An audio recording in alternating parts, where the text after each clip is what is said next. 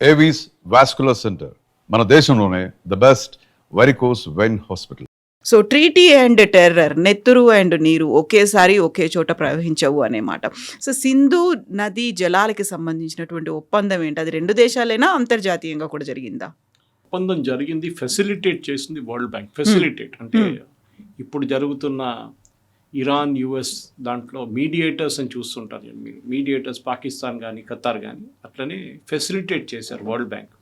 వాళ్ళకి దీంట్లో ఎక్స్పర్టీస్ ఏం లేదు, నీళ్ళ గురించి ఏం తెలియదు. కానీ ఆ టైంలో ఎక్కువ బాడీస్ లేకుండే దీని గురించి మాట్లాడడానికి, దాన్ని కూర్చోబెట్టి మాట్లాడడానికి. సో ఈ వాటర్ ట్రీటీ అనేది భారత్ పాకిస్తాన్ రెండిట్లో ఒప్పందం చేశారు. దీన్ని 1960లో నెహ్రూ అండ్ అయూబ్ ఖాన్, అప్పుడు పాకిస్తాన్ ప్రెసిడెంట్ అయూబ్ ఖాన్ రెండిట్లో ఈ ఒప్పందం జరిగింది కరాచీలో. దీంట్లో మెయిన్గా మనం అర్థం చేసుకోవాల్సిందంటే, ఫస్ట్ ఈ ఒప్పందం ఎందుకు చేశారో ఎవరికి అర్థం కావట్లేదు. ఎందుకంటే ఇది కంప్లీట్లీ భారతదేశంకి అసలు ఏ బెనిఫిట్ రాకుండా చేశారు నెహ్రూ. ఈ ఇండస్ వాటర్ సిస్టమ్ అనేది దాంట్లో టిబెట్ నుంచి రివర్స్ వస్తుంది, లద్దాఖ్ నుంచి వస్తుంది చాలా మటుకు, పంజాబ్ వైపు నుంచి హిమాచల్ నుంచి వచ్చే రివర్స్ పంజాబ్ వైపు వస్తుంది. దీన్ని eastern reverse and western reverse అంటారు. ఇప్పుడు మనం పాకిస్తాన్కి వెళ్ళే ఈ 6 నదులు పాకిస్తాన్కి వెళ్తుంది లాస్ట్, ఇండస్ వాటర్ సిస్టమ్ అంటారు వాళ్ళు దాన్ని. కానీ మన దేశంలో ఉన్నప్పుడు దాన్ని 6 సపరేట్ రివర్స్గా చూసుకుంటారు. ఒకవైపు పాకిస్తాన్కి వెళ్ళేది 80% నీళ్లు మనం ఇచ్చేద్దామని పాకిస్తాన్తో ఒప్పందం పెట్టాం. ఆలోచించండి, ఇండస్ వాటర్ సిస్టంలో వచ్చే 3 మెయిన్ రివర్స్ ఇండస్, ఝీలం, చెనాబ్. ఇది వెస్టర్న్ ఫ్లోయింగ్ రివర్స్ అంటారు. అంటే టిబెట్ అండ్ లద్దాఖ్ నేను చెప్పాను చూడండి, అక్కడి నుంచి వచ్చి పాకిస్తాన్కి వెళ్తుంది. యాక్చువల్లీ టిబెట్ అంటే ఇట్స్ నౌ చైనా, అక్కడి నుంచి వచ్చే రివర్స్ అన్నమాట. ఇప్పుడు మీరు లద్దాఖ్కి వెళ్తే కనిపిస్తుంది జన్స్కార్ కానీ ఇండస్ రివర్స్ కనిపిస్తుంది, చాలా బ్యూటిఫుల్ సీనరీ. నా దగ్గర దాని ఇమేజెస్ ఉంది, అది కూడా మీకు ఇస్తాను డిబేట్ మన పాడ్కాస్ట్ అయిన తర్వాత. దీనికి నెహ్రూ అండ్ అయూబ్ ఖాన్ చేసిన ఒప్పందానికి 80% నీళ్ళు, దీనికి అప్రాక్సిమేట్లీ ఒక 170 మిలియన్ ఏకర్ ఫీట్ అంటారు. మనం అర్థం చేసుకోవాలి, మిలియన్ ఏకర్ ఫీట్ అంటే 1 మిలియన్ ఏకర్ ఫీట్ తీసుకుంటే మీరు జస్ట్ 1 ఢిల్లీ, మొత్తం ఢిల్లీని 8 ఫీట్ల నీళ్ళ దాకా నింపొచ్చు మీరు. Okay, more than your height. Complete ఢిల్లీని ఫ్లడ్ చేయొచ్చు 1 మిలియన్ ఏకర్ ఫీట్.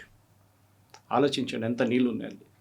ఇది న్యాచురల్ రివర్స్, అక్కడి నుంచి ఫ్లో అవుతూనే ఉంటుంది. మన దగ్గర మాన్సూన్తో డిపెండెంట్ కాదు ఇది. ఓకే, అక్కడ స్నో మెల్టింగ్ అవుతున్నప్పుడు కానీ గ్లేసియర్స్ మెల్టింగ్ అక్కడి నుంచి వచ్చే నీళ్ళు అనమాట. మోస్ట్లీ సమ్మర్లో అది కూడా మనకు బెనిఫిట్ అది పెద్ద. అదే టైంలో మన వైపు రాజస్థాన్, ఢిల్లీ, హర్యానాలో ఇప్పుడు కూడా నీళ్ళకి పెద్ద ప్రాబ్లం ఉంది. స్టేట్స్ నడిమిట్లో మొన్న ఒక ఒప్పందం జరిగింది. ఎప్పుడు చూసినా ప్రాబ్లం ఉంటే ఢిల్లీకి వాటర్ షార్టేజ్ ఉంటుంది, ఎందుకంటే హర్యానా నుంచి నీళ్ళు రావాలి, వాళ్ళు ఇడువరు నీళ్ళు. అదంతా ఉన్నప్పుడు 1 మిలియన్ స్క్వేర్ ఫీట్ మనకి ఇచ్చేస్తే అయిపోతుండే ఢిల్లీ ప్రాబ్లం అంతా. కానీ చేయలేదు. నెహ్రూ చేసిన అన్నిటికంటే పెద్ద తప్పు అంటే ఇది, పాకిస్తాన్కి ఎందుకు 80% నీళ్ళు ఇవ్వాలి మనం? అప్పర్ రిప్రేరియన్ స్టేట్ అంటారు మనం, దట్ ఈస్ వీఆర్ మనం కంట్రోల్. ఇప్పుడు మహారాష్ట్ర నుంచి మన వైపు వచ్చే కృష్ణా కానీ రివర్స్ గోదావరి రివర్స్ వస్తున్నాడు, మనం అక్కడ వాళ్ళు డ్యామ్ కట్టినప్పుడు ఇక్కడ గొడవ చేస్తాం మనం.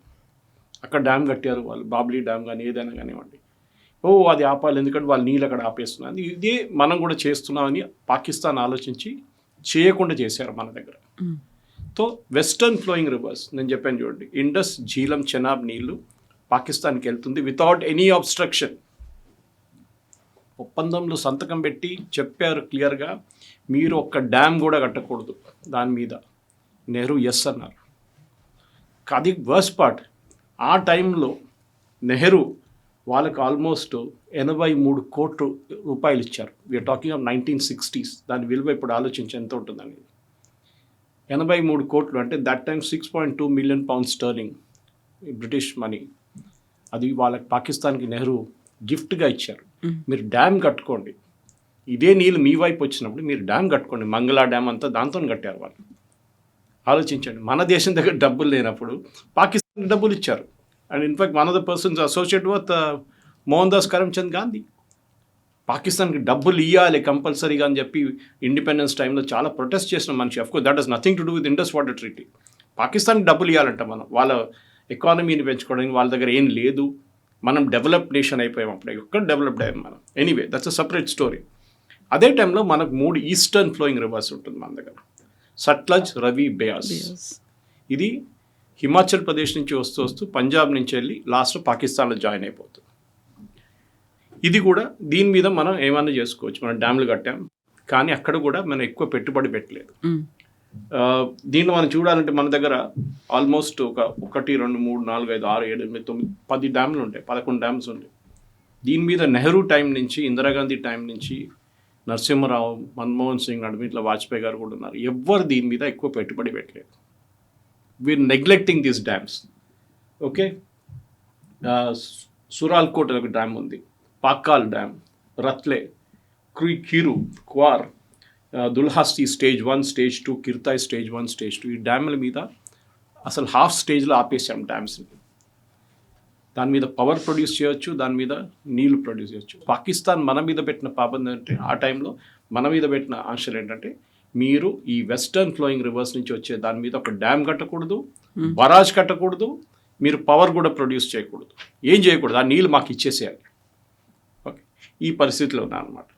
ఇన్ఫ్యాక్ట్ ఈ పాకిస్తాన్కి ఆ టైంలో మనం చేసిన ఒప్పందం ప్రకారం 135 మిలియన్ ఏకర్ ఫీట్ నీళ్లు వాళ్ళకి వెళ్తుంది ప్రతి సంవత్సరం ఈ 3 రివర్ సిస్టమ్స్ నుంచి. Okay, which is basically Indus, Jhelum and Chenab. అది జాయిన్ అయ్యి ఇండస్ రివర్ అయిపోతుంది పాకిస్తాన్కి వెళ్ళేటప్పుడు. మనకి వచ్చేదేమో దాని నుంచి 33 మిలియన్ ఏకర్ ఫీట్ అండ్ పాకిస్తాన్కి 135. ఆలోచించండి, పాకిస్తాన్ మనకన్నా చిన్న దేశం, వాళ్ళకి ఎక్కువ నీళ్ళు ఇచ్చారు నెహ్రూ. అంత మంచిగా ఏం చెప్తారు, అంత ప్రేమ ఉండే పాకిస్తాన్తో. మనం ఒక ఈక్వెలెంట్ తీసుకుంటే ఢిల్లీ గురించి చెప్పాను మీకు. ఇదే నీళ్ళు మనకి 135 మిలియన్ ఏకర్ ఫీట్ పాకిస్తాన్కి ఇస్తున్న నీళ్ళు ప్రతి సంవత్సరం. మన భారతదేశంకి వస్తే మనం ఢిల్లీ లాంటి ఒక స్టేట్, ఢిల్లీ ఒక యూనియన్ టెరిటరీ అని చెప్పొచ్చు, ఇప్పుడు స్టేట్ అసెంబ్లీ ఉంది వాళ్ళకి. అట్లాంటి 88 ఇండియన్ సిటీస్కి 24/7 మీరు నీళ్ళు ఇవ్వచ్చు, ఖర్చు లేకుండా వచ్చే న్యాచురల్ వాటర్. ఇది ఆలోచించండి, అది పాకిస్తాన్కి అప్పగించేసాం. అది కాకుండా మన దేశంలో ఉన్న 40% పొలాలు, farmers, north, south, east, west ఎక్కడైనా ఉండొచ్చు. 40% ఆఫ్ ఇండియాస్ ఫార్మింగ్ ఈ నీళ్ళు వాడుకోవచ్చు కంప్లీట్గా, కానీ అది పాకిస్తాన్కి ఇచ్చేసాం. తర్వాత మనకు తెలిసిందే, పాకిస్తాన్ ఎన్నో యుద్ధాలు జరిగింది పాకిస్తాన్, కానీ మన నీళ్ళు ఎప్పుడు ఆపలేదు. కానీ typically last nail in the coffin అంటాం మనం, అది జరిగింది మన పెహల్గామ్ మ్యాసకర్. అప్పుడు మోదీ గారు అన్నారు, terror and water cannot flow together అన్నారు. నీళ్ళు మేము ఆపేస్తాం, ఇమ్మీడియట్గా చేయలేం దాన్ని. ఎందుకంటే ఇంటర్నేషనల్ ట్రీటీస్లో మీకు ఒక డిస్ప్యూట్ వస్తే either you go to third party, ఆర్బిట్రేషన్కి వెళ్ళొచ్చు, లేకుంటే మీరిద్దరు కూర్చొని మాట్లాడుకోవచ్చు. పాకిస్తాన్ ఏం చేశారు, ఆర్బిట్రేషన్కి వెళ్ళారు. ఫస్ట్ వరల్డ్ బ్యాంక్ దగ్గర వెళ్ళారు. వరల్డ్ బ్యాంక్ చీఫ్ అజయ్ బాంగా ఉన్నారు. ఆయన అన్నారు, మాకు దీంట్లో ఏం పని లేదు, దానికి సంబంధమే లేదు దీంట్లో. You people sort out between your cells. Okay, మేము ఆ టైంలో 60s ఎవరు లేకున్నప్పుడు మేము వచ్చి ఆర్బిట్రేషన్ కోసం మేము కూర్చొని ఫెసిలిటేట్ చేసాం అంతే. మీరు ఇది చేయాలి, అది చేయాలని మేము చెప్పలేదు, మాకు ఎక్స్పర్టీస్ తెలియదు, మాకు మా డబ్బుల గురించి మాట్లాడని మాకు తెలుసు, నీళ్ళ గురించి మాకేం తెలియదు సంగతి అని చెప్పారు. సో సరే అని చెప్పి వీళ్ళు ఏం చేశారు, వీళ్ళు మళ్ళీ ఇంటర్నేషనల్ కోర్ట్ ఆఫ్ జస్టిస్కి వెళ్ళారు. అక్కడి నుంచి ఏదో తీర్పు తీసుకొచ్చారు. We said nothing doing, nonsense, we don't accept.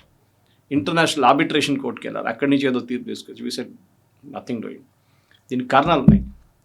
Shimla accord sign చేసినప్పుడు, భారతదేశం and Pakistan Shimla accord sign చేసినప్పుడు, జుల్ఫికర్ అలీ భుట్టో అండ్ ఇందిరాగాంధీ గారు సంతకం పెట్టినప్పుడు దాంట్లో ఈ పాత ట్రీటీస్ అన్నీ ఓవర్ రైడ్ చేశాం, మళ్ళీ తిరిగి రాశారు. అంటే చెప్పకుండా, అంటే మనం స్పెసిఫిక్గా నేమ్ చేయలేదు, కానీ ఆల్ ట్రీటీస్ బిఫోర్ దీనికన్నా షిమ్లా అగ్రిమెంట్ కన్నా ముందు వచ్చిన ట్రీటీస్ అన్నీ మనం మ్యూచువల్ డిస్కషన్లో సార్ట్ అవుట్ చేసుకుంటాం, థర్డ్ పార్టీకి మనం వెళ్దామని చెప్పి. ఇది కారణాలు ఉన్నాయి. ఎందుకంటే జవహర్లాల్ నెహ్రూ జమ్మూ కాశ్మీర్ డిస్ప్యూట్ని యునైటెడ్ నేషన్స్కి తీసుకెళ్లారు. ఆయన చేసిన అన్నిటికన్నా one of the biggest blunders అది. అప్పుడు సర్దార్ పటేల్ గారు చెప్పారు కూడా, ఆ రోజు ఆల్ ఇండియా రేడియోలో అనౌన్స్ చేస్తున్నప్పుడు సర్దార్ పటేల్ గారు పాపం ఈ just reached in time all India radio, కానీ అప్పుడు దాకా నెహ్రూ స్టూడియో లోపల వెళ్ళిపోయారు, ఆపలేకపోయారు నెహ్రూని.